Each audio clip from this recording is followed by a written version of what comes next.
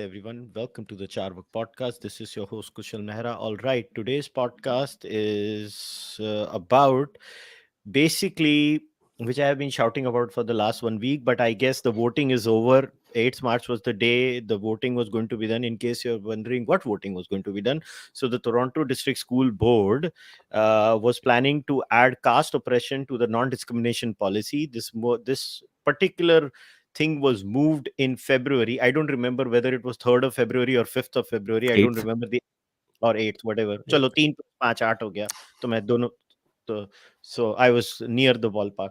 So on 8th of February they made this thing and it was voted for, and then to add caste discrimination into the category was supposed to happen on the 8th of March. And then in between that date where this resolution was moved originally, a lot of activism was happening. Many organizations were actively working. CoHNA was one of them.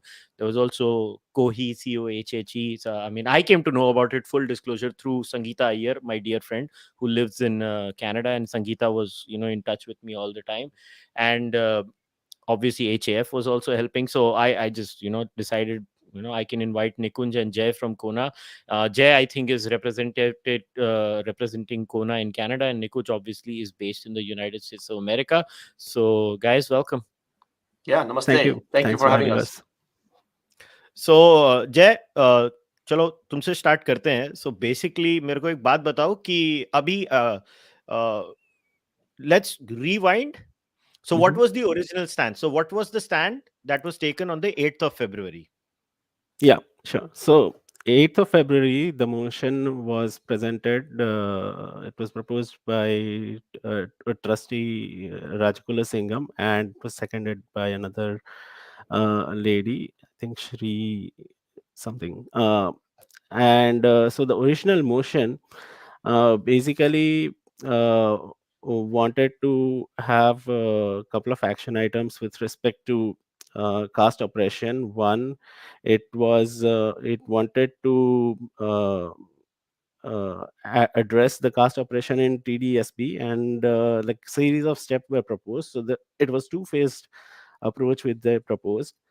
Phase one was the creation of the working group, which will basically constitute of self-identified Dalits who identify as caste oppressed and activists. And the mandate for the working group was basically to define caste oppression and create sort of instructions and materials around caste oppression for the staff and members of TDSP. Just And a small yeah. correction here, Jay. It was not just people who self-identify as Dalits, self-identify as Dalits, and people who are members of the community. So just correcting you over there. I just read the slide. Skill it. Yeah. That members is a title. So there's members, and below that there's a mandate. So the what is written below members is what was the constitution. So the working group was basically to report back to the board by June with respect to the membership, and with respect to the mandate, like besides developing instruction and for the staff, uh, the phase two of the plan was to have caste oppression added as a system of power and operation in their multi-year strategic plan. So this was the original motion. A lot of things were like there was a discussion around it on February 8th, and at that time it was up for vote on the next meeting, which was March 8th. After that. Okay. So for the record, I am open to speaking to Yalini Rajakulasingham. So Yalini, if you're going to listen to this podcast, here's my open offer. I will actually host you separately if you want to come and hold your points. The only condition I have is I will ask you counter questions that you might have to answer, but I know she won't come. But I'm just putting it on the record over here. But I have one simple question.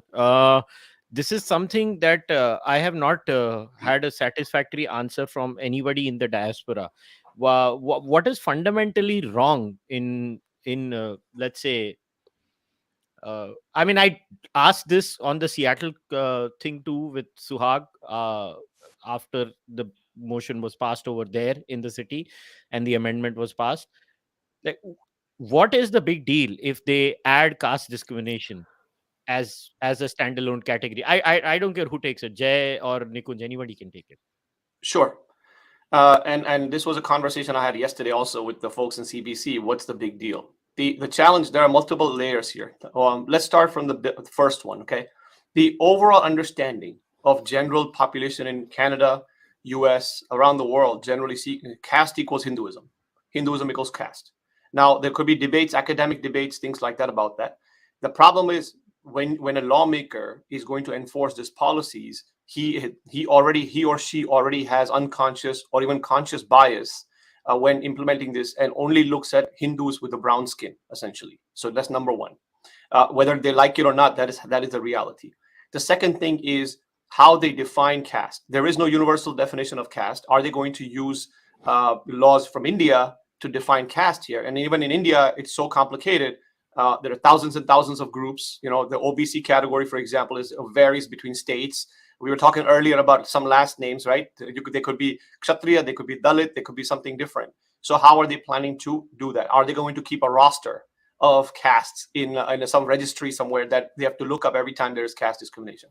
The third is how, if you look at the motion, it talks about, so caste can be identified with someone's last name, someone's dietary habits, someone's birth, whatever. So all of a sudden you are using markers that will get into civil rights issues. Like so if I'm vegetarian and a Brahmin, then I have a problem. But if I'm a vegetarian and not a vegetarian and not a Brahmin, or a non-veg and a Brahmin, then what happens, right? So you cannot identify. Laws don't work by someone's dietary habits or someone's last name, because that is really seriously a violation.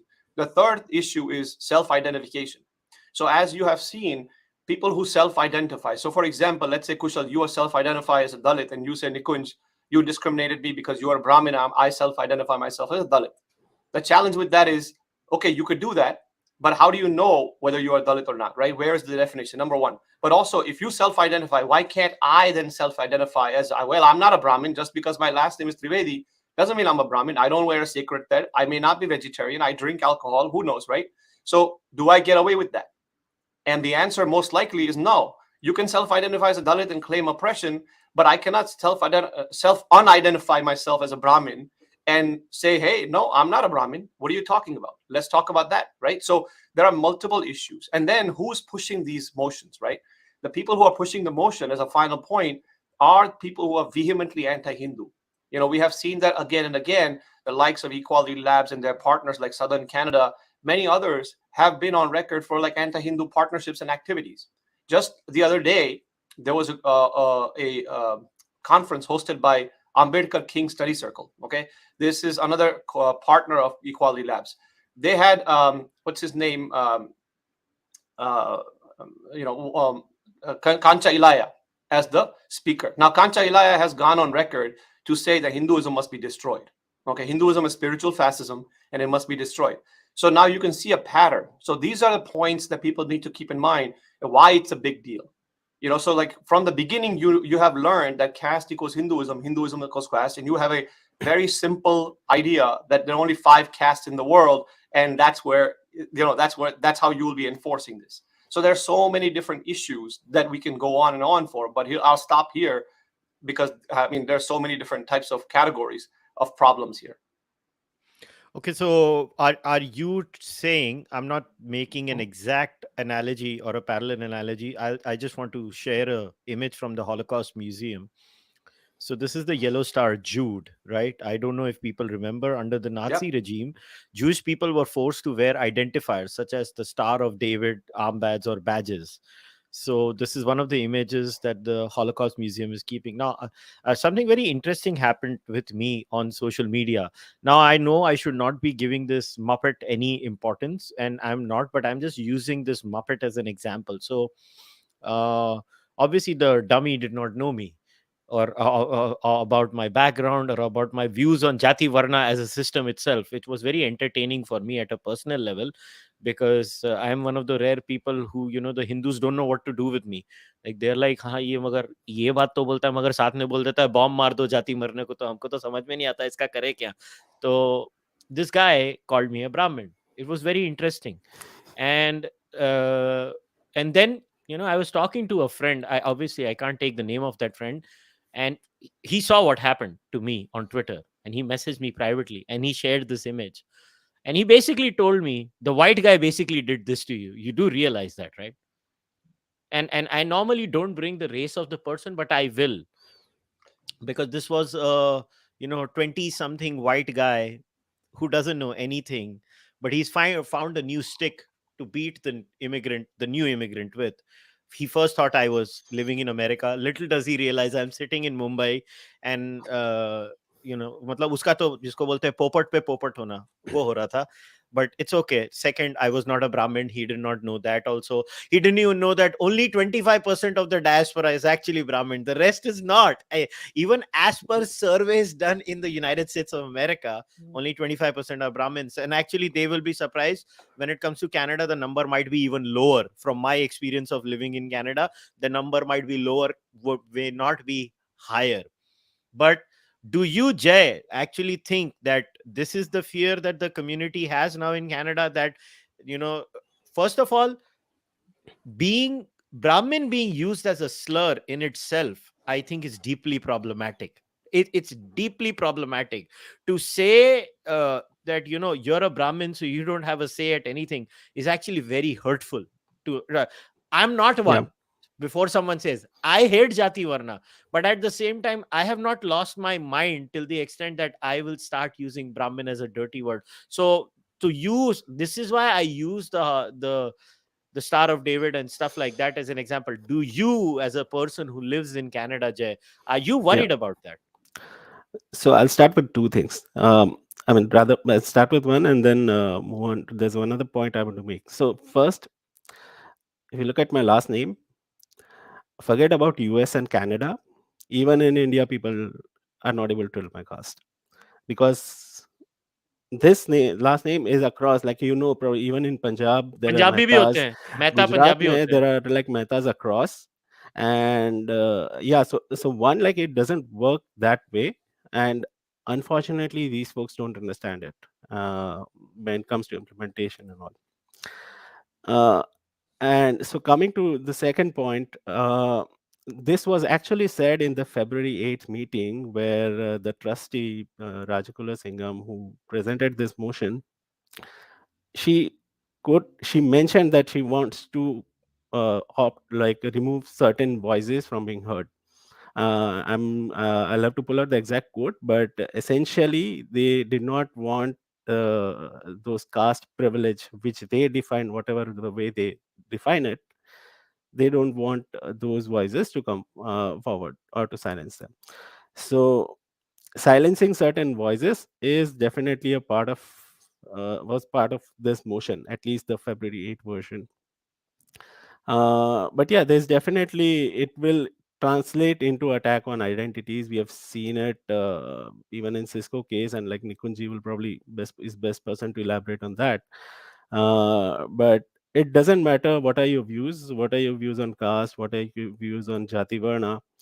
Uh, if you are being targeted, then they come after your career, they come after your social life, everything. So uh, there is a certain element of truth to that, and yeah, that's what CoHNA has, like, one of the points CoHNA raised is around that. So what exactly you're trying to say is, so let me, so that I am not misunderstanding you. So what you're saying is, because surnames in India, which are usually indicative of your jati, not caste, jati basically, um, are complex. So for example, Patel, I don't know. Jay, by the way, I don't know if you're a Punjabi Mehta or a Gujarati Mehta. For the record, who the hell are you? If I'm in Gurgaon, everybody thinks I'm a Punjabi. In Gujarat, everybody will, yeah, people will make assumptions. Yeah. So Yeah. so that's I'm so not that's the whole. Punjabi, by the way. Yeah. So, Yeah, no, your accent gives away you're a Gujarati. yeah. So yeah, so your accent Yeah. is quite obvious. Only an Indian would understand whether you're a Gujarati Mehta or a Punjabi Mehta. Yeah. No, So even so like it I've studied in Gurgaon, and like, yeah. you live in a certain place for some time, you do pick up that accent as well. And Yeah. People who did not know that I am from Gujarat, they always thought I'm a Punjabi. I come from Punjab. I'm a Mehta from Punjab. So, Ah, and even in India, people make mistakes, and we have seen even in US the most like famous example when Twitter's Parag Agrawal became CEO. He was identified as Brahmin by Equality Labs, Thenmozhi oh Soundararajan, yaar, right? I've So seen white people call Modi a Brahmin. उससे बड़ा क्या हो Right. सकता है? yes, yeah, Vamsi Jewelry, I guess he shared one example where he asked his class about the caste of Modi.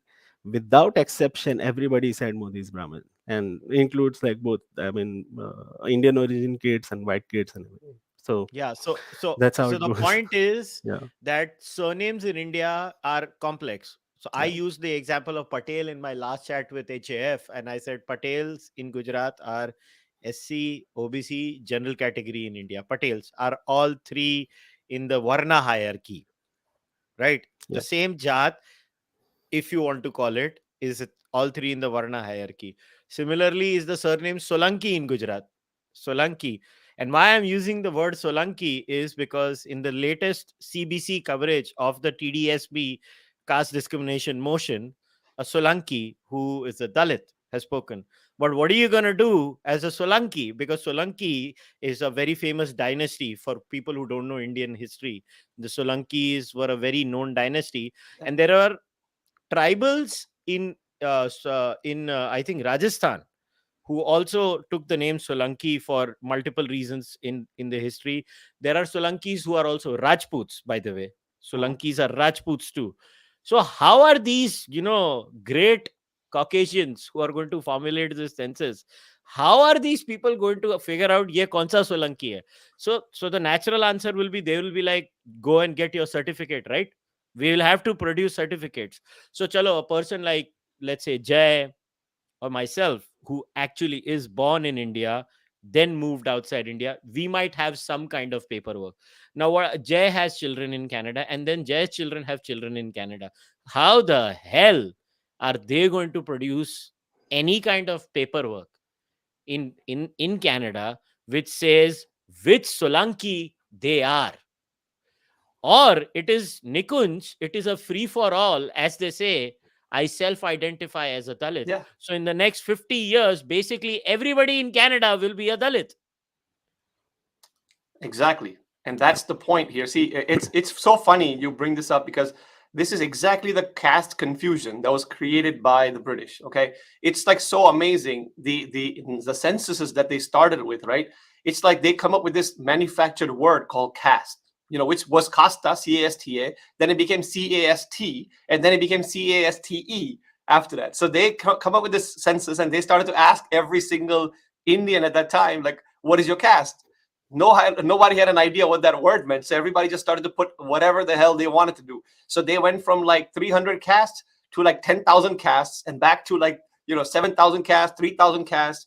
Every single year that they did the survey, right, it was just a huge disaster. And the colonial rulers and scholars and administrators themselves said that this is a disaster, it needs to be abandoned. And that's what is going on. As you said, why would I want to identify myself as a Brahmin if I'm being discriminated against? Let me just say, hey, my last name was Trivedi, my father was Trivedi, my grandfather was Trivedi, but I don't self-identify myself as a Dalit. Because if I'm going to get benefits or not going to get Forget discriminated, that, why should I have that? Nikunj. Forget that. Surname change करने को कितना time लगता है? America में तो लगता ही नहीं है. यूएस में, कनाडा में भी नहीं लगता. You just literally go. I can go to the court right now in 15 New दिन में Jersey. 15 दिन में हो हाँ, जाएगा, ठीक है? yeah, exactly. And all these children will do is Google Dalit surnames in India, and they will start adopting Dalit surnames in a matter of 20 years. All Yeah. you have is a change of name. So in a very weird way, I'm very serious and sarcastic at the same time. You know how we had that Italian origin woman who had all the names and Saraswati in the end? We will have those kinds of phony frauds in our own community that will have Dalit surnames. I mean, what the hell is happening here? You see what I'm trying to say? And that's what, see, yeah, this is why when you had asked earlier, we were talking about this stuff, right? The idea is, why is this a problem? The problem is you're raising an entire civilization and their identity. My identity as a community my community, my religious identity are under a threat, because all of a sudden it's not just about my last name. They're going after my religious preferences, my dietary habits, my sort of entire thing. So tomorrow, if I'm a vegetarian, forget about everything else. If I'm a vegetarian, they can somehow identify by saying that this guy's a vegetarian, he must be upper caste, and therefore he's oppressive. Okay, so now I have to change my dietary habits. Tomorrow morning, if I'm doing pujas and if I'm celebrating Diwali and Holi, well, all of a sudden Diwali and Holi are castes too, because as what Equality Lab said in March 2020, that Holi is a casteist festival where they celebrate the burning of a Dalit Bahujan woman, and where men throw semen at women, right? This kind of nonsense. I'm not kidding you, man. March 2020, Equality Lab's article says this exact thing. Okay. ये Now, तो सागरिका घोष ने बहुत साल पहले एक घटिया operate लिखा था, ये उसके ऊपर है ना? yes, only one instance जिसने वो निकाला था, and that was also claimed to be not entirely accurate. So उसमें से पूरा festival बना दिया, this oppressive festival. Similarly, यहाँ पर UC Davis in California, there was a student organization that issued November 2021 issued a Instagram message which got like 400 or 500 likes. It says why you should not celebrate Diwali, because celebrating Diwali is naturally, quote unquote, as they say, naturally violent to Muslims, Adivasis, Dalits, because of Brahminical, casteist gods. This is the kind of atmosphere that you're talking about. And this is why we are so concerned, because the rhetoric is changing significantly. Now, you talked about Brahmin as a slur. Now I'm going to give you some examples, okay? I have faced that slur personally in a train. Not today, 5-6 years ago. I was taking a train from New York to Edison. Okay? Now, it's girdi hoti hai yahan par, so it's busy, people are trying to get in and stuff like that. So I got in first versus this other white guy. And I'm not even kidding you, he just cursed at me saying, "You effing Brahmin." I was shocked. I'm like, what do you mean? How do you know that? But that was just as if you used. Now that's one. Number two, in the Seattle, the ordinance that was passed, so we were, passing all these tweets, doing different tweets. So there is a white guy who decides to tweet or retweet our thing, and he says that, look, it's the Seattle Brahmins who are opposing this. Seattle Brahmins are opposing a motion on caste. Okay. Similarly, so there are in the United States, from a historic perspective, they have also used the word Brahmin to showcase elitist people. Okay, there is a famous thing called Boston Brahmins, which I'm not sure if you're aware of, but if you just Google Boston Brahmins, you will realize it's used for the New England elitist crowd, okay, which is completely different than what Brahmins are typically speaking. So you can see the misappropriation of these terminology by the Western world to do whatever the hell they want to do. Just use it as they want. We talked about swastika a while ago also. Same thing. Jaise bhi use karna hai karo. That's the problem that you face. So we are, as a minority community in North America, we are now at the point where our systems, our terminologies, our religious beliefs, our dietary habits, our personal preferences are under attack through these policies. If this was an academic debate with Trachki and like Sagarika Ghosh or Ajanta Subramaniam, whatever, that's fine. We can have constant debates. But now when you're passing laws, that affects livelihood of people. Okay, but I still don't understand this bit over here. How the hell are they going to pull this off? Like, at the end of the day, a policy has to be pulled off, right? There has to be actionable realities on the ground. How are they going to convert this into reality? Or it's not going to be anything beyond, let's say, जय जैसे अपने, मैं कितनी बार बोल चुका हूँ, अपने यहाँ पे वो फिरौती का पैसा होता है ना, गुंडा आता है, गुंडा पैसा लेके जाता है. So बेसिकली ये लोग क्या करने वाले हैं, इनको रियलाइज हो रहा है कि अभी हमारी कम्युनिटीज जो हैं, मैं कोई कास्ट बेस नहीं, रिलीजन बेस नहीं बोल रहा हूँ, Indians as a ethnicity migrating out of India irrespective of their religion, हम लोग वहां गए, we made a lot of money. So is this their way, or is this like, inside our community, some smart left-wing activists saw Ibram X. Kendi, Robin DiAngelo making lots of money, Jay. So they're like, yaar, ye scheme to bahut achhi hai. तो हम बन जाते हैं और ये जो पैसे वाले इंडियंस हैं Yeah. इनसे दबा के पैसे बनाते हैं। ऑब्वियसली मतलब $6,000 नहीं मिलेगा, 500 से 1000 तो मिल जाएगा ना मगर पर head. Yeah, I mean, one is like the Indian community has been you can say in a way a victim of their own economic success. Um Secondly, like if you look at the Feb 8 version of this motion, uh, the aspect around creating the material and learning instruction, and so the way this, like, you create a problem that doesn't exist, you say there is a problem, and then you say here, oh, look, here we have a solution as well, we'll teach you all about this. So this is like that manrega of like employment guarantee scheme, right? So they come up with that there is this issue, and now we will, give you instruction, we'll create a webinar or sessions on explaining this problem which does not exist. And so this sort of a money making thing where you go to lawmakers, companies, school boards, and you get money basically for that. And yeah.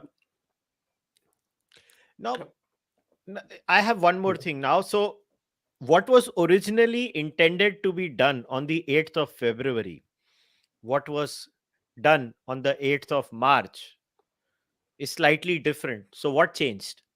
Kuch to hua na? They did not do exactly what they intended to do on the 8th of February. So, what have they done? Yeah. So, following February 8, when this thing came up, there was a lot of uproar in the community organizations like CoHNA and CoHI. There was an outreach to the trustees.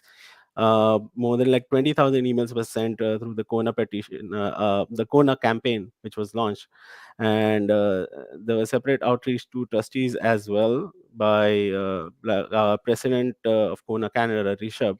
Yeah, he also reached out to trustees, and then there was conversation, and we basically tried to explain that, I mean, this thing, why is it wrong at so many levels? uh, I mean, it's sometimes it's difficult to prioritize which point to be raised first, because there was no data, there was no evidence. It was all based on this assumptions around last names, dietary habits, and uh, secondly, there was how are they going to implement it?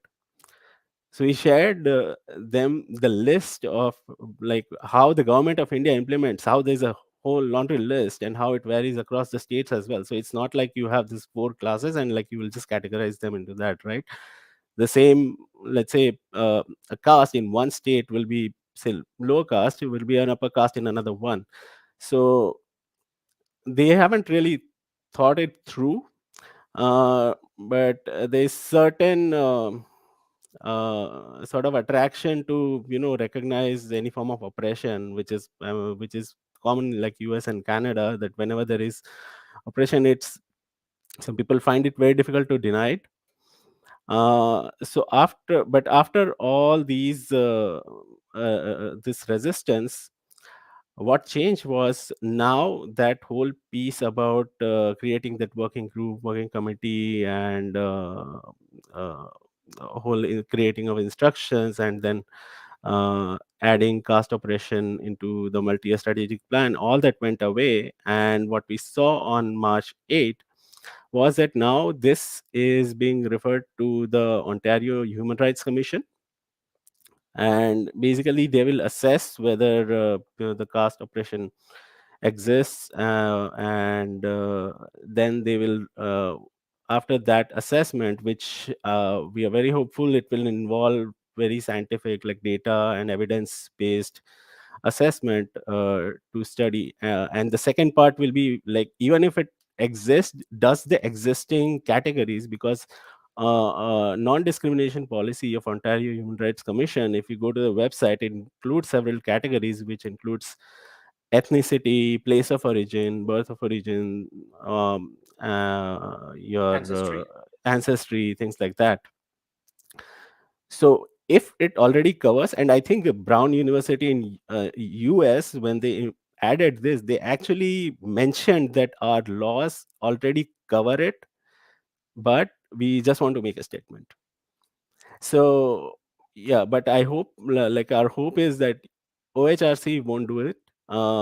And we are more than like happy to work with OHRC on this going forward. So So once again, so that yeah, I have not misunderstood what has happened. On the 8th of February, the intention of the two trustees who were the Sri Lankan Hindus who were pushing this the most, one of them being Yalini Rajagulasingham, uh, they wanted to push a proper motion where caste discrimination is officially added into the charter of the Toronto school district board, right? That's what it started off as. yeah, Then after the pushback from the community, and not just from the community, I would actually like to take this opportunity to appreciate one of the trustees especially.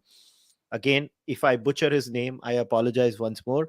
Mr. Pei, Pei, because I saw the video how he was questioning Yalini and how he was asking her, "This doesn't make sense." I mean, the best question was Pei asking Yalini, "Hang on, where are the community representatives? I would like to hear from them."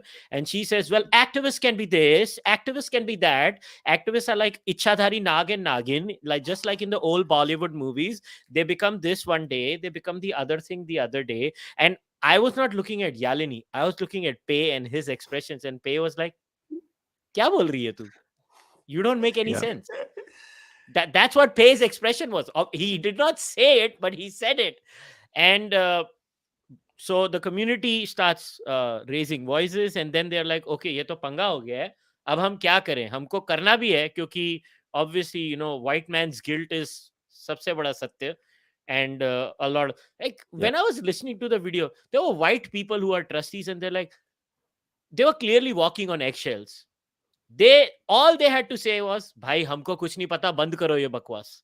They should have said that, but they're like, yeah, yeah, "हमको कुछ नहीं पता, इसके लिए हम कर देंगे." That's what yeah, they did. yeah, yeah, That's literally what they were doing. But when they saw the pushback from the Hindu community and many other members of other areas too, not just the Hindu community, they, I guess, have come up with this. I honestly, and this is where I don't think Kona will agree with me. I don't think anybody won. But the fascinating thing is what Equality Labs said. So I want to share this thread because I was like, whoa. So Equality Labs just did a whole thread. This Women's Day, Equality Labs celebrates TDSB trustee Yalini Rajagulasingham and her courageous leadership in winning historic caste equity resolution in Toronto School District. Yalini is Canada's first caste oppressed school board trustee, and she courageously came out as part of this motion. She faced terrorism smears, bigotry, gaslighting, and violence. Because of her courage, now Dalit Canadians will be working to free all of Ontario province from caste. We salute her courage, love, and empathy for all our communities. Thank you so much, Yalini, Southern, and all the Dalit Canadians that step forward for this incredible win. Hashtag Dalit Bahujan Women Rock, hashtag Jai Bhim, and hashtag Jai Savitri. This is fascinating. They are claiming this is a victory. What have they won? Propaganda. They have extreme amount of propaganda. I have so much information on them to showcase how much propaganda they do. This is just a great example to show, like, where did Yalini face terrorism? Terrorism is not a small word. Amazing. The fact that you're saying somebody faced terrorism on Canadian soil, it's a hugely loaded charge. But there's so much more propaganda here. What they do is they win on propaganda. You asked Kushal earlier, is how are these people are really doing the money? It's the money that matters. So give you an example. In Seattle, the budget for deploying this is $285,000 US dollars. So, $2.85 lakh dollars. Just to do two things. One is to create materials, signs, and signatures, and to hire someone, what they call FTE, full-time employee, to implement this. Full-time employee to implement this is going to cost, and the work around this is $285,000. Who is going to be doing this training and all that stuff? It's got to be somebody from Equality Labs or someone, one of their, buddies who's going to be implementing this thing. So it's a money making scheme. Then second thing is, you talked about white guilt. Actually, I also look at it as white savior complex, because Yeah. one of the trustees actually said that there Yeah, are it's both. 1.9 billion, both. So there's one white guilt and one white savior complex, right? So now Both are annoying. in many ways. So the problem is, they said that there are 1.9 billion oppressed people around the world, caste oppressed people, 1.9 billion people. And then they said, well, naturally, some of them are in our community. So now they're making a statement that is pretty much racist, that says there are 1.9 billion people that we are deciding who's oppressed, right? And now naturally there are going to be some of them in our community. We have no data, no evidence, or nothing, but we're going to decide that there are oppressed people here now. That is a very, very strong white savior complex, extremely colonial in nature. Exactly what the British did, because when they came to the shores of India, they used these types of words. They they used it in a form of a Christian missionary statements, whatever you want to call it, racist attitudes, where they said these savages are so chaotic. They have all these castes, they have all these like different divisions. Who needs to save them? It'll be the British, it'll be the Christian colonials who will come and save these savages. That's exactly what we feel. There was an extreme parallel of this kind of narrative that is now playing out in Toronto and in many other places, where white people, in that sense, and their stooges, who are like our, the folks who are unfortunately Hindu in that sense, are coming together and saying, you know what, no, we're going to show you there's a problem. By the way, just because you don't see it doesn't mean it exists. It doesn't exist. That's the idea. So we're going to create a problem, show you the problem, and let us also teach you the solution to the problem. And by the way, pay us money for that. This is the scheme, essentially, that is being deployed here, unfortunately. And we are seeing that happening in schools. So give you an example, in some of the the West Coast schools, they clearly said, one of the administrators said that we had a presentation from Equality Labs, and after which we passed, we were convinced that we need to pass this policy. But they only had presentation from one group whose survey has been trashed by none other than Carnegie Endowment. Okay, so now you're getting one from an activist group who has been on record for anti-Hindu hate. Now you're not bringing anybody else. You're not bringing other organizations who can give a balanced view and then making an informed decision.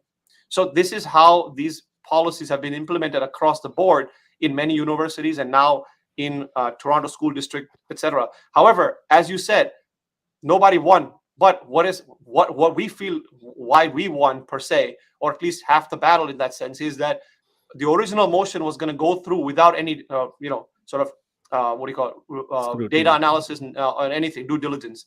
Now they have punted it to the Ontario Human Rights Commission, which we hope is more neutral, data intensive, understands it and tries to assess and provides a proper framework, and then realizes, as Jaibai said earlier, that hey, our existing laws already there to protect people. Because I asked the lady who interviewed me at CBC, interestingly, I said, can you show me one data point of caste oppression in Canada? Same thing that Zakir Patel, one of the trustees, actually asked. Please show me one data point, and they were not able to produce it. But the question is, remember one of the trustees, what did that trustee say? I think it was, Shrishkandaraja, Anu Shrishkandaraja, one of the trustees. She replied when the data point question was asked, is like, why do we have to do that? Isn't one case bad enough? That's what she said. Irony of ironies, I think Anu का ही husband है जिसको Hindu community ने बहुत बड़ा award दिया था इसके कुछ 4-5 महीने पहले. So I would like to take this opportunity to really congratulate the Hindu community for identifying the best of the rot. पति लेता है ऐसे award Hindu chamber of commerce से और पत्नी बोलती है कौन जातो. So I mean, kudos to the Hindu community and their ability to do due diligence. I really admire the Hindu community's capacity when it comes to doing due diligence about these things. I mean, they really are wonderful.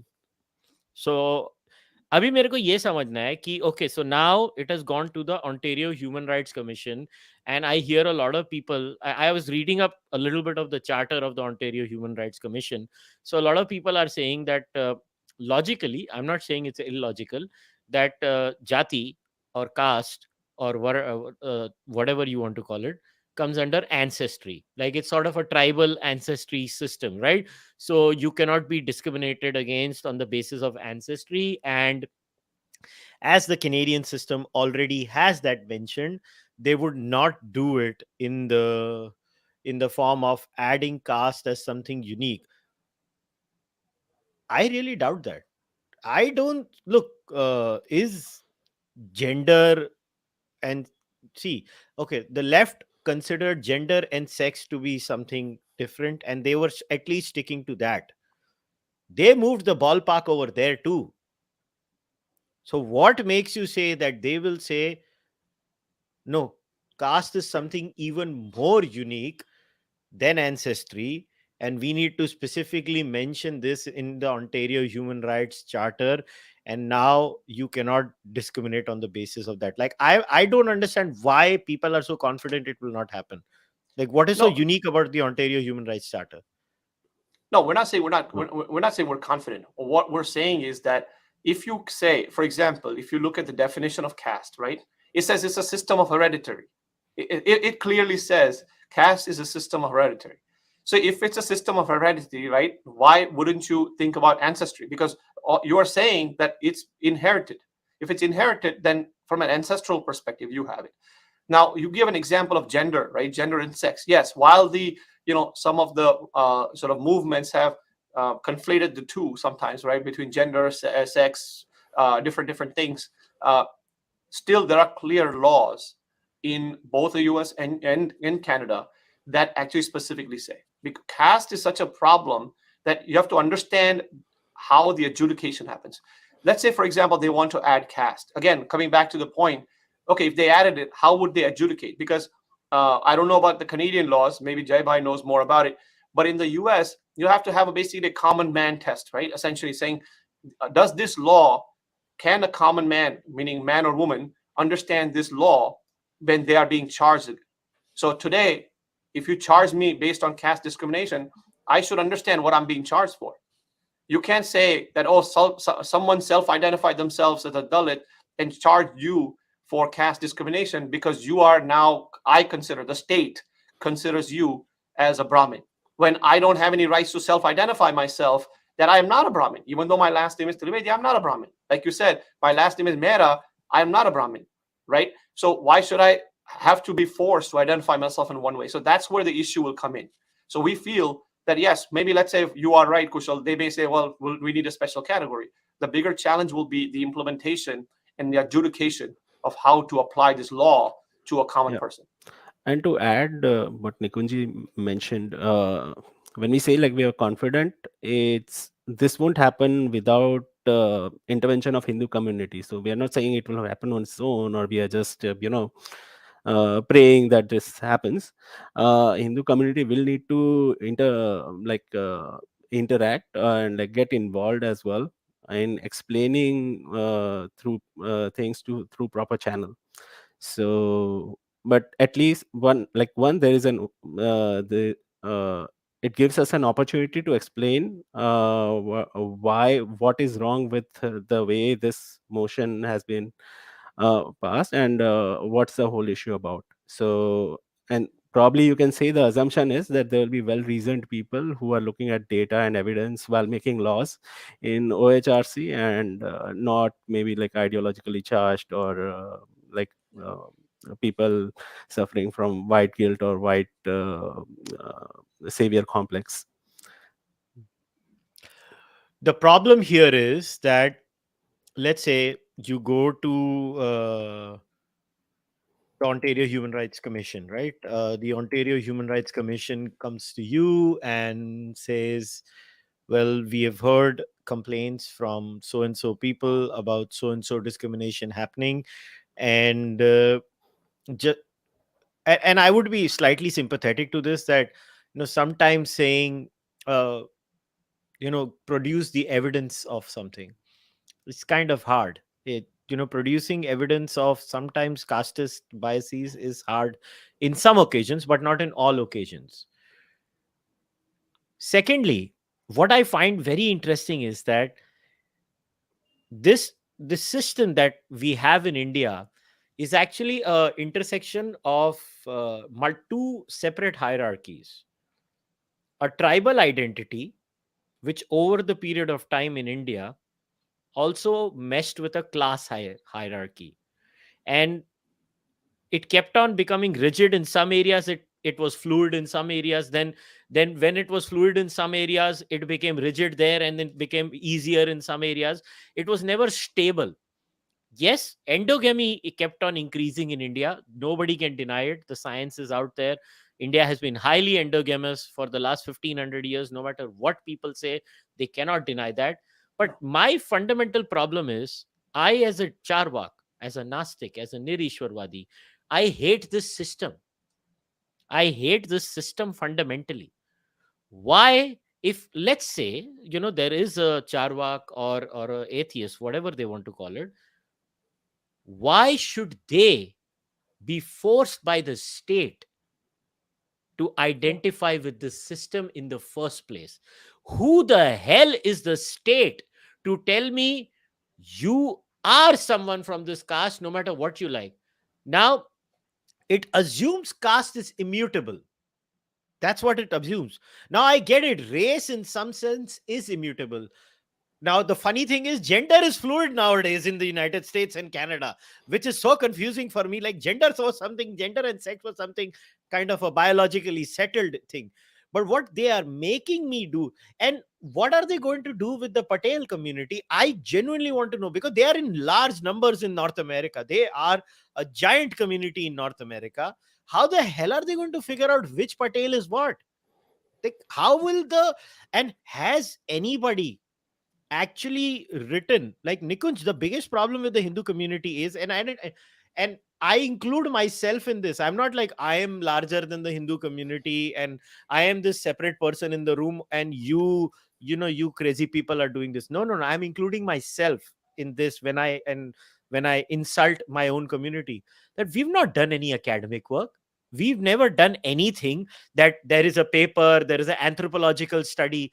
All the anthropological studies that we keep on doing are done by the Westerners. We've not done any anthropology. Hamare yahan to, if you talk about anthropology, some moron will come and say it's a Western construct, as if that makes anything easier. Yeah. So I'll tell you two things. One is what you mentioned earlier. How would they? So in the case of Sundar Iyer from Cisco, okay, the state of California basically gave him an identity that we believe you are a Brahmin, so you're a Brahmin. This is actually in the court document. Okay. So the guy wrote 20 years ago in his undergrad times, or when he was doing masters or something at Stanford, he wrote how he's not a Brahmin, he hates the system, he does not wear janoi, all of those things. He has written this 20 years ago. So he basically self-identified as a non-Brahmin, essentially, 20 years ago. And he's on record. So he didn't make up this thing after the Cisco case. Still, submitting that evidence, the state of California basically said that we believe, based on some quote unquote their information, that you are Brahmin. This is actually in the case. So when you read this stuff, right, because you have to go by case law at the end of the day. If let's say right now the only case out there is the Cisco case, if you seriously think about it, and it's not even proven yet. There's so many holes in there. Now you talk about Dalits versus Brahmins, etc. Now, if you look at this, all top three positions in the Sundar Iyer case were given to a Dalit. All three top positions, knowing that these are Dalits. Okay, number one. Number two, the John Doe, whoever the person is, has been given millions of dollars in incentive compensation by Sundar Iyer. So how is this person now all of a sudden oppressed and Dalit in the current categories of description? And the third thing, as I mentioned to you, Sundar Iyer himself has self-identified as a non-Brahmin from a perspective of the fact that he doesn't believe in the system, he doesn't wear janoi, he doesn't do many of the things that a quote-unquote typical Brahmin would be charged as doing. Yet the state of California said, no, we don't care what you say. We identify you as a Brahmin based on belief. So this is the dangerous thing. So tomorrow, as you said, if I'm a Cārvāka, if I'm an atheist, if I'm an agnostic, whatever you want to say, and if I just happen to have a last name of Trivedi, all of a sudden, I don't have to be religious, right? All of a sudden, they can charge me with caste discrimination because I happen to be Trivedi, and I have, I'm a manager, let's say, and I have an employee who decided that he doesn't like me, or we have a disagreement, and I fire him, or I have to give him a bad grade, and he charges me with caste discrimination. So now all of a sudden, my religion, my family, my last name, my dietary habits, everything will be coming into play, and saying that, hey, Yeah. this guy is casteist. That is the dangerous part of this. And that's what we were going to be talking to if we get a chance to talk to the Ontario Human Rights Commission and explain to them the concerns about adjudication. Yeah. So let's say you put a separate category of caste. How the hell are you going to implement it without violating my civil rights when I self-identify as a non-Brahmin, for example, let's say? And like one point I would like to add, like if you look at the proceedings of the 8th February meeting, and maybe even the March 8 meeting, the way the caste is explained is that caste may be indicated by last name, dietary preferences, skin tone, or like, but not limited to. So basically, they get to pick and choose. Let's say your last name is this. Oh, you are a Brahmin. Acha, your last name is not that. Arre, but you are vegetarian. So then you are a Brahmin. You're not. And if none of the above, Is you're fair mixed. skinned. So yeah, so if you're fair skin but you're non-veg, and your last name is not indicative, but if you're fair skin, then you are Brahmin. So basically they get to pick and choose, like Subway we get pick vegetables, like what we want to add. And yeah, so that's like the sinister part, where So you long story basically short, they are always. the judge, jury, and executioner, everything. Yeah. So the community has no input. Like Trustee Pei was going on insisting in the entire question and answer um, session, and he kept on saying, where does the community have a say? But like in the small CBC clip, I said, Mr. Jungam, if I remember, he's in Canada too. He Carleton said that, University. yeah, ये वही है ना जिसने मकरंद का बंद कराया था? ये वही है ना बंदा? वही है ना? हाँ, मतलब मेरे ही क्या, मैं थोड़ी याददाश्त खराब हो गई है, मेरे को याद नहीं रहता. Um, so so what he was essentially saying is that you don't have a say if you're not a Dalit. Okay, fair enough. Well, I see where the logic is coming from. It's a left-wing worldview, although I don't agree. I think anybody and everybody should have a say on topics. An argument should not be based on the mouth and the ethnicity of the person. The argument should be based purely on the merits of the argument itself. It doesn't matter. This is like saying tomorrow, Dalits cannot comment on Brahmin matters. For example, I'm just creating a hypothetical. It doesn't work like that. Argument, whether good or bad, it should be judged on the purely on its merits. And this is a very slippery slope, because if India was a properly segregated society where you literally know from the surname the probabilities of that person falling in the Varna hierarchy, then maybe I would have even said, okay, it is a lesser of a mess. But I know this for a fact that in India, there is a giant community, especially in northern India, by the way, especially in northern India, that is Dalit and is hardcore vegetarian. And if you put meat on their plate, things will happen to you, things that you have never imagined in your life at a serious, violent level. Are you going to then basically cancel them as you're not Dalit enough because you're vegetarian? Or this is like you have imbibed Brahminical values by becoming a vegetarian. Like, what are they going to do? Like, for example, I invited Deepak Aldrin Aldrin on the Deepak, yeah. pod. Yeah. So what? How are they going to classify him? He's LGBT Dalit, but he doesn't buy all this nonsense. I have another friend who lives in India. She was also an NRI for a long period of time, a fantastic human being, Prerna Tiruvai. She's a activist, a Dalit activist in Hyderabad. And I was talking to Prerna offline, and Prerna told me that what they're doing to the diaspora is unfair because I did not face any discrimination as a Dalit when I lived in New Zealand. She did not face it. And she was like, that doesn't mean it is zero. But it also doesn't mean that it's pernicious.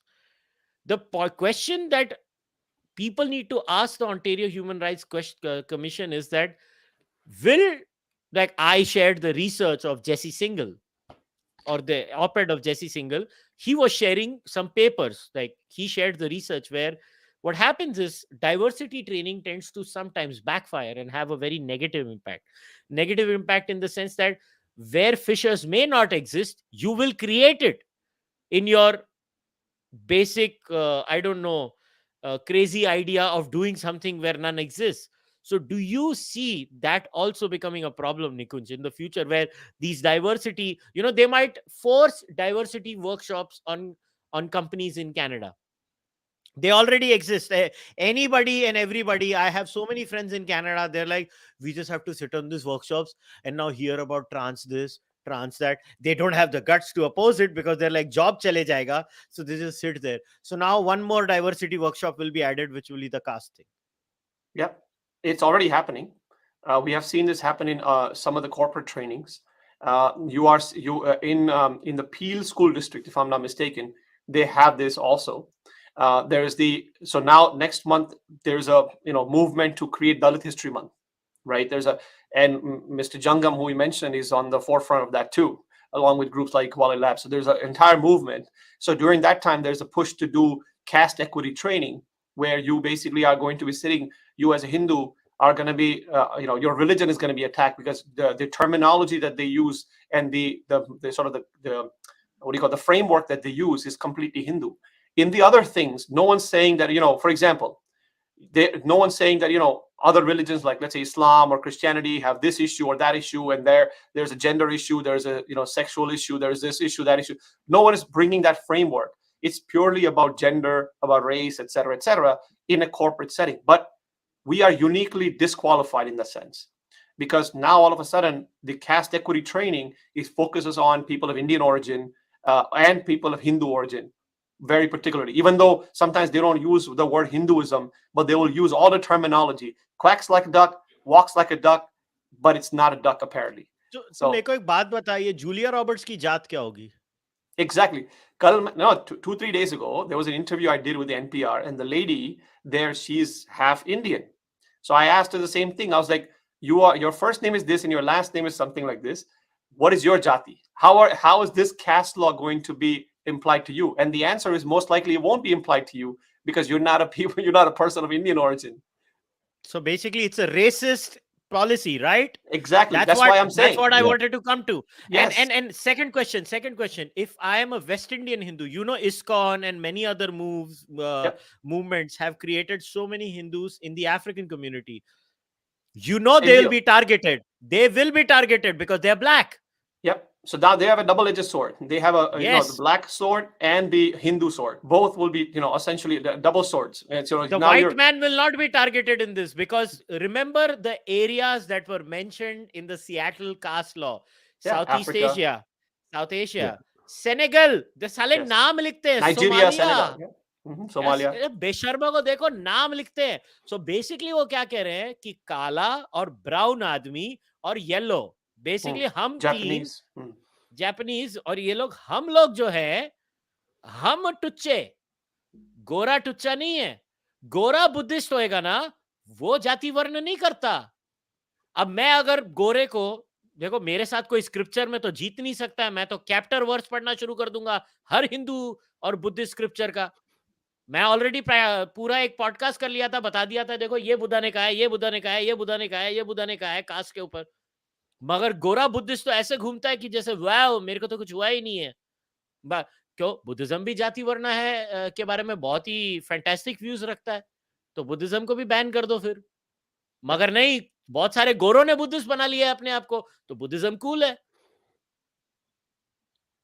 So इसका रास्ता क्या है? So basically मतलब scarred for life if you're non-white,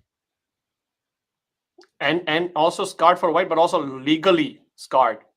Now you're going to have a law. In academia, there's discussion about racist conversations and this and that. All that is going on. And by the way, you mentioned earlier, Kushal, that there is no academic work. In fact, there is. Abhi kya ho raha hai? In the last few years, there has been academic papers that talk about caste and Western construction of caste system. There's a gentleman by the name of Dr. Prakash Shah out of the UK. He has done that, and there's an entire body of evidence that has been coming out about this whole Jati Varna system, and challenging the current Western narratives about the whole thing. So my point is that there is information. The problem is we don't circulate that information because we have internalized guilt. कुछ तो problem होगा ही हमारे में, इसीलिए तो ये सब चल रहा है. No other community thinks this way. It's only our community that blames our community first before examining the evidence and saying, okay, you know what? Let's examine the evidence first. Let's talk about this. Let's also decolonize. Let's also understand that a lot of the understanding that we have today is thanks to what you just mentioned, a Western colonial construct where only a certain brown type of people are found guilty as a wholesale. The entire community is found guilty. We need to challenge that. And that's what we are now starting to do over the past several years. But it's a long marathon. We just starting. Abhi to party shuru hui hai, basically. No, so what are the active steps? Let's say before I start taking some of the viewers' questions, what are the active steps that the community can do to, let's say, see, there are multiple layers. One is at the level of, organizations, whether it's CoHNA, whether it's HAF, whether it's CoHI, different organizations, all are doing good job in their own way. They go and approach the Ontario Human Rights Commission, other cities, wherever. See, this is going to come everywhere. So be prepared. It is going to be tried everywhere, especially in states where the left-wingers rule or in boards that are controlled by left-wing mindset people. I'm just stating it very openly. Pakka samajh lena, samajh lo. So what are the layers of responses that the community can come up with? One is legal challenges. But see, everybody can't do that, right? So what do I do, let's say, as an average, brown person who just has a job, who's just living there as a decent immigrant? If I am approached in my office setting by a white, and the probabilities of this being a white person, especially a progressive woman, are very high. No snark against women, but overwhelmingly, it's the women who ask this question in casual settings. I don't know why. It's white women going after us. Unko pata nahi kya problem ho gayi hai. And I'm not typecasting. I am speaking the truth. So before you typecast me, I am speaking the truth. I can second that. Yeah. So how do we deal with this is my question. So I think a couple of pointers. So there are two parts to it. Like, one is the reactive part, and then there's proactive steps which we can take. I think overall we need to engage more, especially, let's say, in case of school boards, like parents need to be more involved in school boards, participating. And there's lots of, like, there are different committees. It's not just the school board trustees thing, but there are committees for various purposes. There are parents association which are there. Hindu parents get involved in that, and just be more vigilant, and see, like, what things are what is happening. See what the kids are learning at school, because these things, like, comes through, the base is built through these textbooks and assignments and all that. So need to be a little more vigilant in that.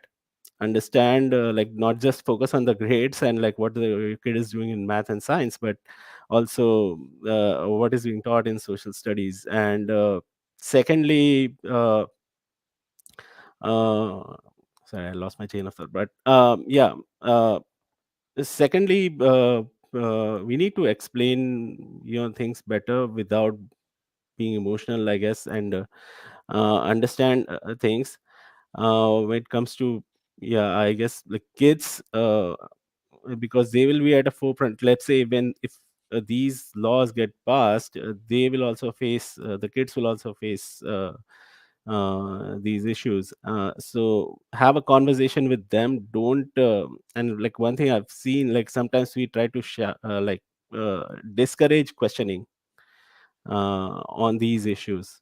We try to protect them, but eventually they will face. So it's better to give them answers on this. And apart from that, like, engage with organizations like the organizations like CoHNA and CoHE, who are working well in Canada and US, and support these organizations. And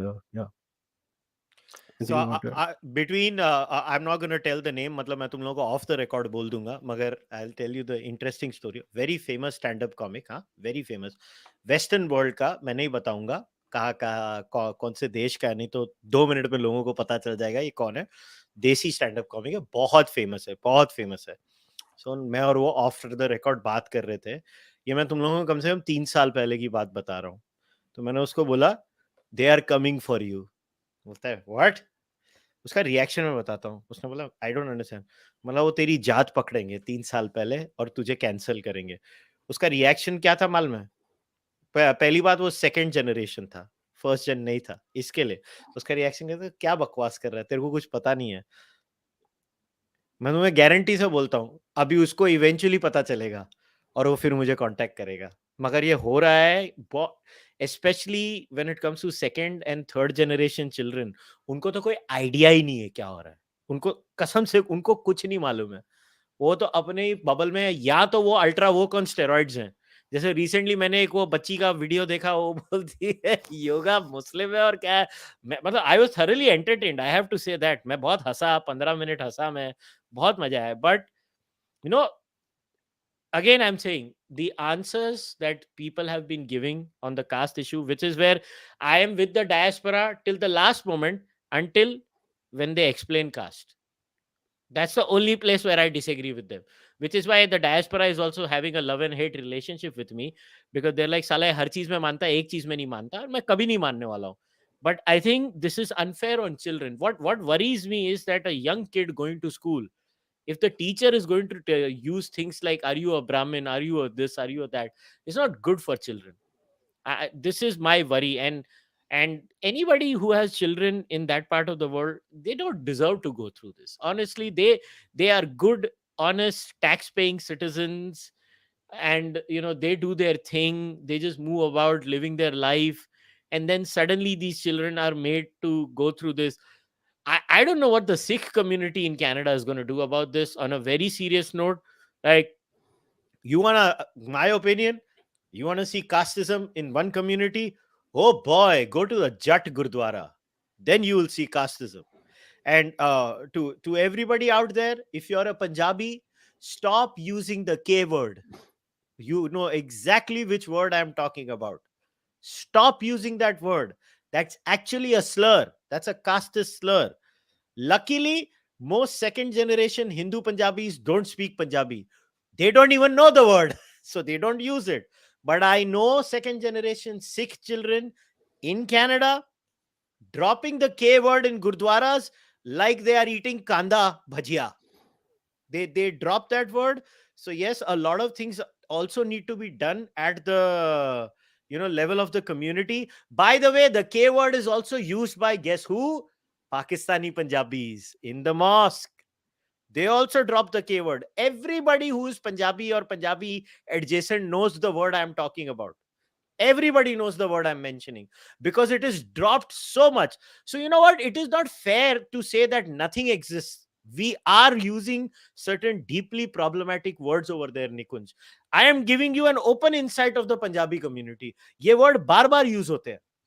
तो ये हमको भी तो सिखाना पड़ेगा ना अपने बच्चों को कि ऐसे अपशब्द ना यूज करो.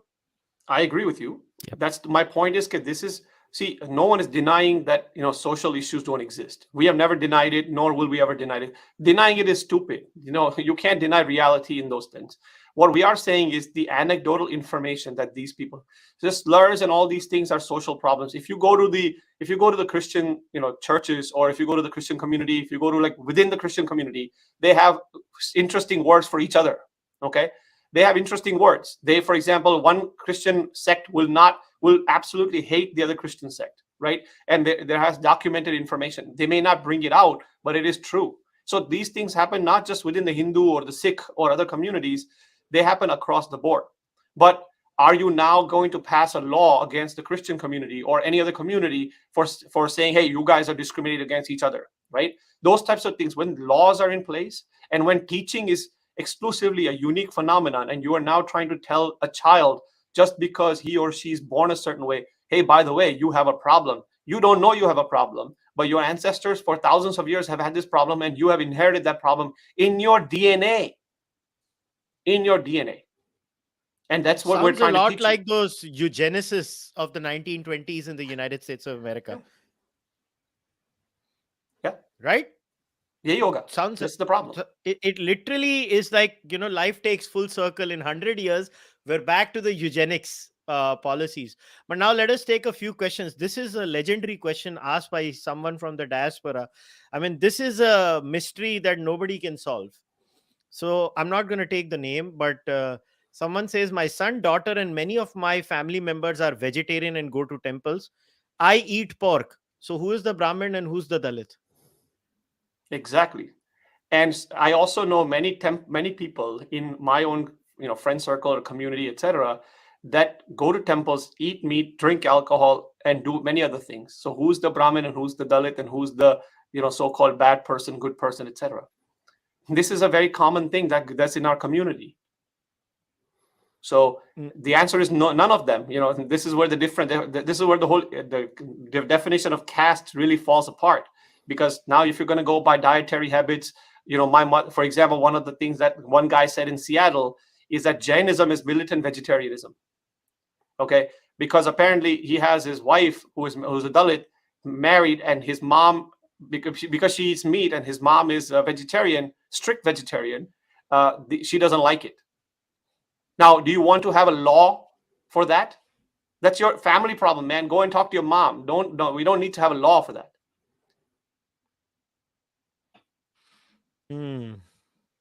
Oh, well, what can we do? So here comes the next question. Can we say the Canadian caste, like champagne socialists, educated social climbers, hardworking people with immigrants and other depressed classes? I'm literally reading the question and I don't understand what the question means, but I will reframe it. Basically, what I assume what they're trying to say is, are these basically champagne socialists who are social climbers who want to climb the political ladder, Jay, and basically वो अपना political career बनाने के चक्कर में पूरी com की ठोक के चले जाएंगे? That will be a bit of assumption. It will vary from individual to individual, but of course there might be some ambition involved.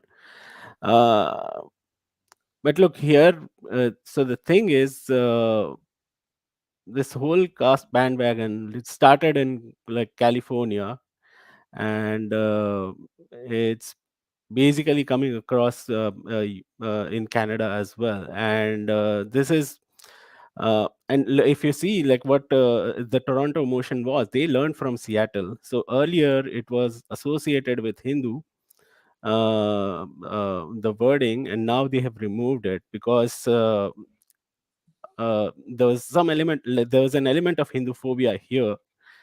And now what they're doing is they're trying to remove that and just use the word South Asian, even though our medium of like the instructions in the schools and everywhere, caste is associated with Hindu faith.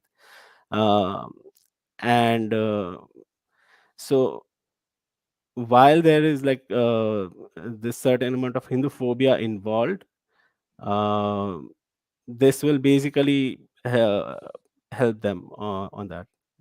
So somebody has had ants in the pants about me Yeah. talking about the K word. So let me answer this with even more ferociousness to this person. So someone says, why should anyone restrict freedom of speech by dropping the K word even when there is no caste intent when it is spoken? Well, listen, gentlemen. I am not saying it should be legally banned in all I'm saying is the community should stop using caste slurs. Just like in America, you can use the N word, but society doesn't use the N word, right? Because the society knows better, because society is sensible. So if you think by using the K word, you are doing some great contribution to society, please keep doing it. But once enough people in the society realize its casteist roots and how it came out to be a pejorative in the first place, then you will realize. because again, you have never lived with Dalits in your life, so you don't realize what impact it has on them. Maybe if you started living with them, you would know the impact it has on them. So I am answering on my behalf. I'm not saying there should be some law banning these words. I am a free speech absolutist, but at the same time, I would always tell people not to use these words and self censor, because it's not nice. These are bad things to say. And if you think that it makes some great person to use these words, well, mhm, I don't know. So, Nikunj, the next question is, does CoHNA have faith in the Ontario Human Rights Commission to be objective? Look, we won't say that we have faith. We have faith in the process, but in the process, we have to be involved. We cannot just say, like you said, Jane do, let them do it. We'll step back. No, you have to be in the game. Only then the faith will be there, because they have to listen. They have to hear from us. If you just let it be, there's only going to be one voice in the room, and the loudest voice is going to win, because again, just like everybody else, they don't really have a lot of information. So we are hoping that they are neutral, but at the same time, we have to present our case in a very strong manner, and the community has to come together only through the collective voices, through the understanding that this is a big problem that the community has brought together and a concern. Then the Ontario Human Rights Commission may listen and may act in the way that it's supposed to act. I don't know what's going to happen. Yeah. Let's see. It's not a blind My faith. point is, It's not a blind I mean, faith. yeah, but you can only work with organizations. You can only work with what you have. No, see, Kushal, in this also, the power of organizations is important. When I'll give you a very strong example. In the case of Seattle and other cases, right, individuals showing up had no value, but individuals showing up under the auspices of an organization had a bigger value. That's where you have collective power. That's why we tell people support organizations like us, because it's not that we are the greatest, but the point is there's a voice. We are giving people a platform to come together and actually do something about it.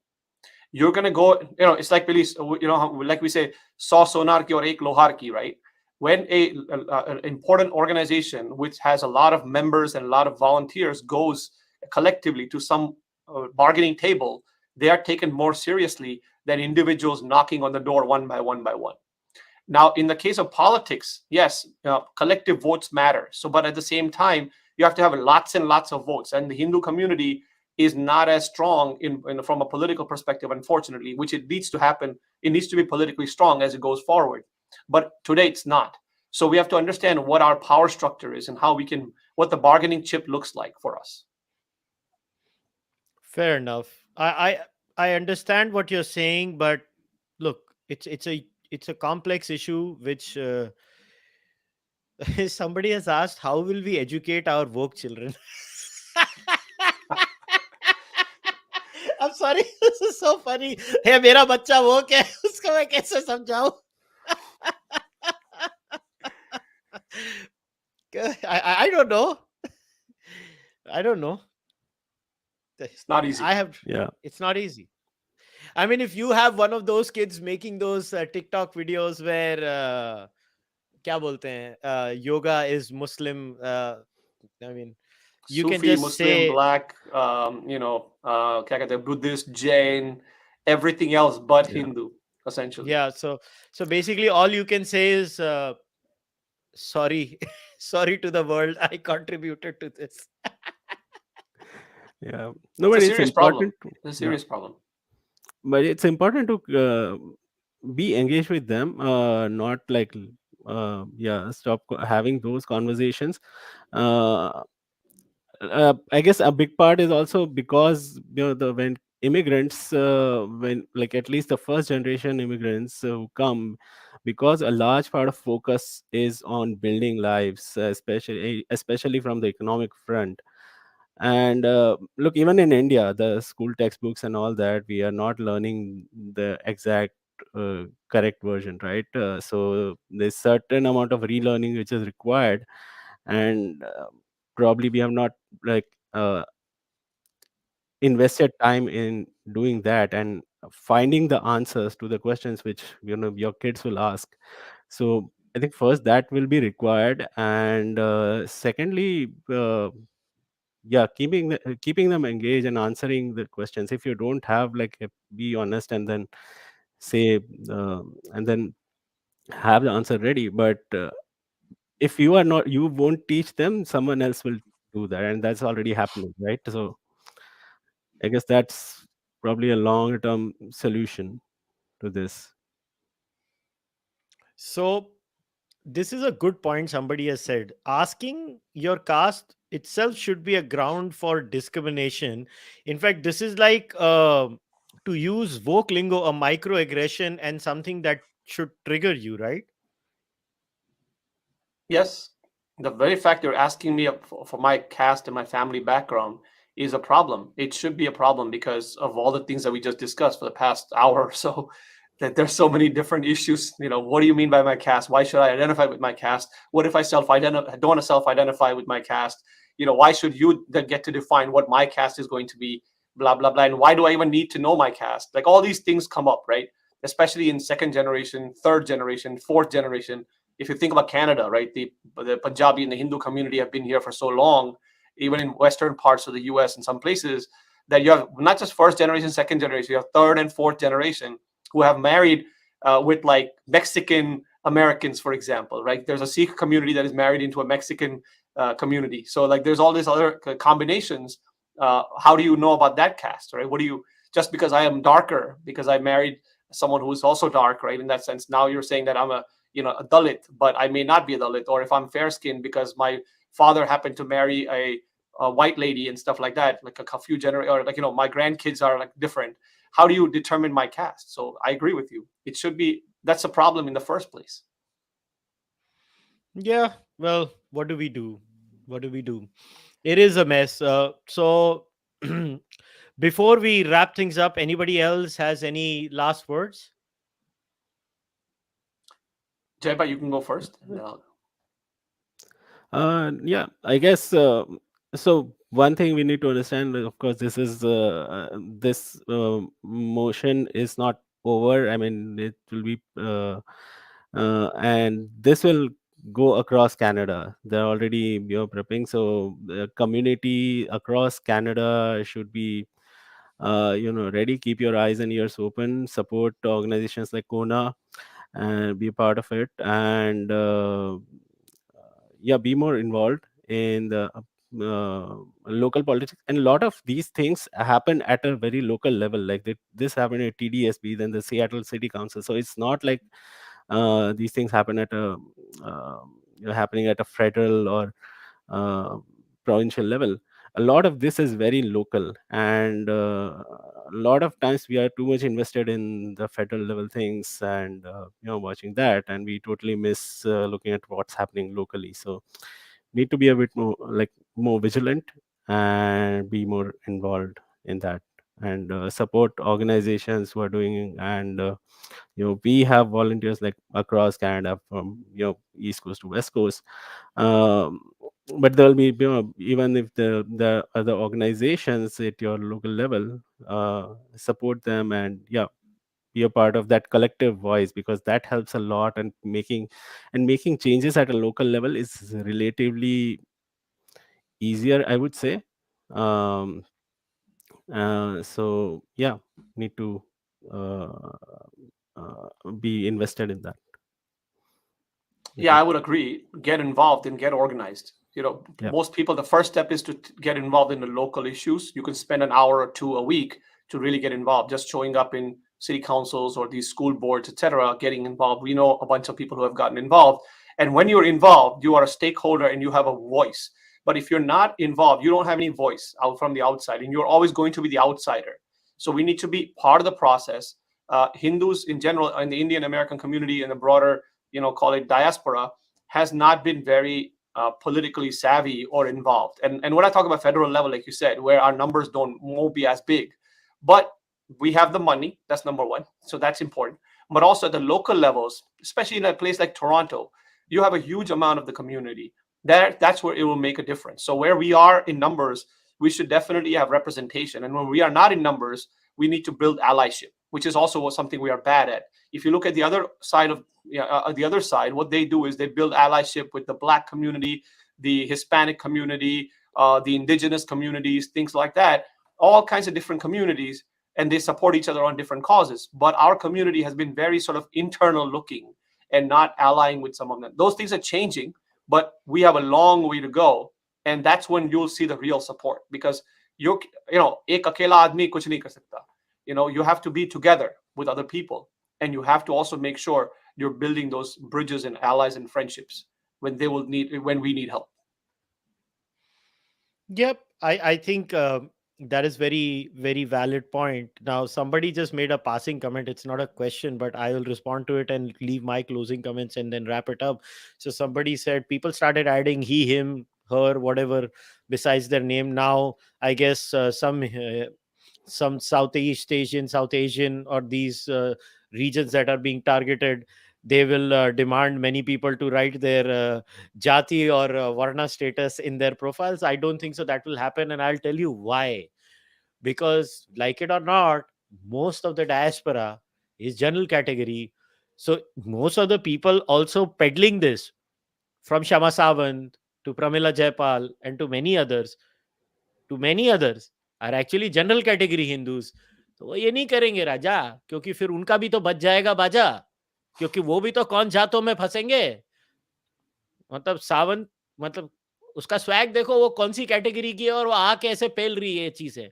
तो ये थोड़ा complex चीज है. ये सब ठीक है, political ladder climb होना चाहिए, but before again we wrap things up, let us be very clear. Discrimination exists in every community. To say that is something uniquely wrong with the Indian community or the Pakistani community or the South Asian Akhand Bharat community, let me be even more triggering to everyone.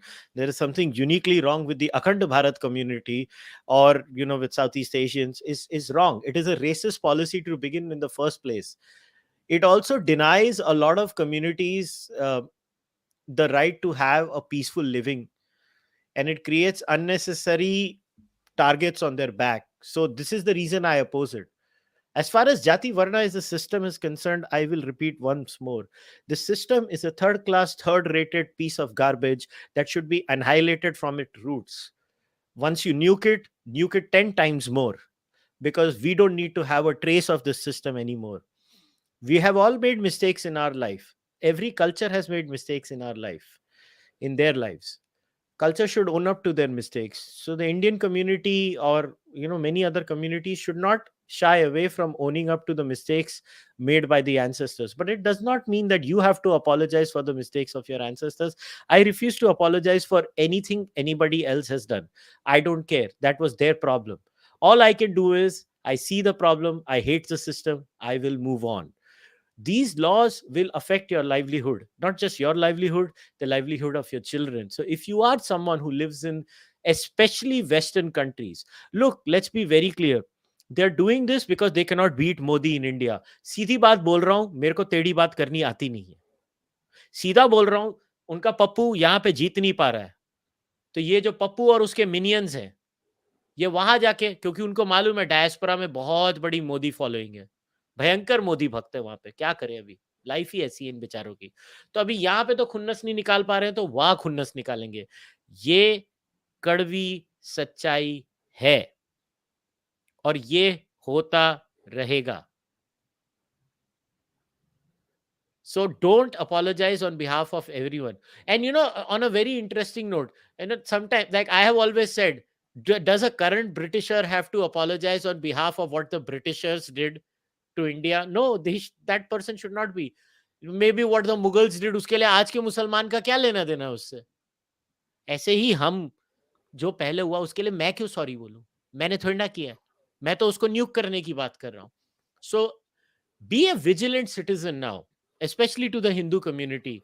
Just by being, highly educated, low on crime is not enough. You have to be a vigilant person who sees what's happening at the political level.